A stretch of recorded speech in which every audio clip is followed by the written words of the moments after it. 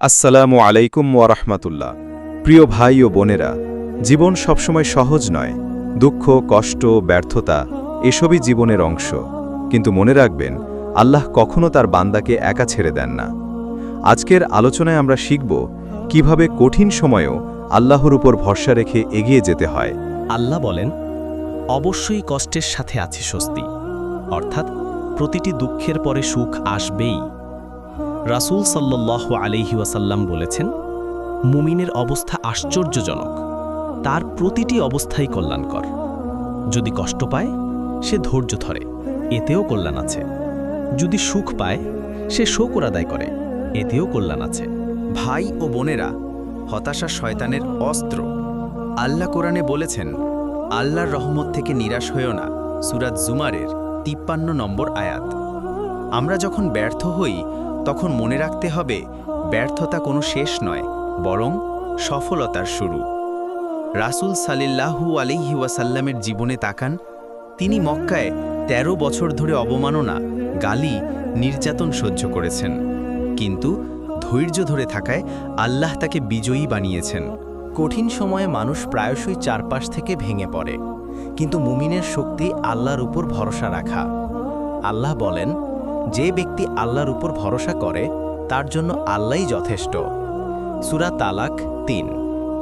অর্থাৎ আপনার চেষ্টা ও দোয়ার সাথে যদি আল্লাহর উপর ভরসা থাকে, তবে আল্লাহর সাহায্য অবশ্যই আসবে। ইসলাম শুধু দোয়া করতে বলে না, বরং চেষ্টা করার নির্দেশও দেয়। রাসূল সাল্লাল্লাহু আলাইহি ওয়াসাল্লাম বলেছেন, শক্তিশালী মুমিন দুর্বল মুমিনের চেয়ে আল্লাহর কাছে বেশি প্রিয়। সহিহ মুসলিম। অর্থাৎ চেষ্টা করতে হবে, এগিয়ে যেতে হবে, হাল ছেড়ে দেওয়া যাবে না। রাসূল সাল্লাল্লাহু আলাইহি ওয়াসাল্লাম সবসময় ইতিবাচক দৃষ্টিভঙ্গি পোষণ করতেন। তিনি কখনো নেতিবাচক কথা বলতেন না। তিনি বলেছেন, তোমাদের কেউ যেন মৃত্যু কামনা না করে, বরং বলুক, হে আল্লাহ, যতক্ষণ জীবন আমার জন্য ভালো, আমাকে জীবন দাও, আর মৃত্যু ভালো হলে মৃত্যু দাও। সহিহ বুখারী। প্রিয় ভাই ও বোনেরা, দুঃখ, কষ্ট, ব্যর্থতা, সংগ্রাম এসবই জীবনের অংশ। কিন্তু মনে রাখবেন, আল্লাহ আমাদের প্রতিটি অবস্থার খবর রাখেন।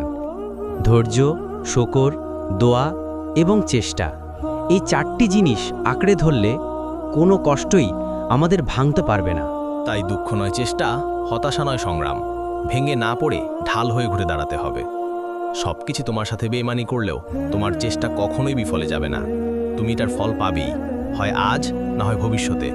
সফলতা আসবেই ইনশাআল্লাহ। তো বন্ধুরা, নিয়মিত এরকম ইসলামিক ভিডিও পেতে আমার আল্লাহর মেসেজ চ্যানেলটা সাবস্ক্রাইব করে পাশেই থাকো।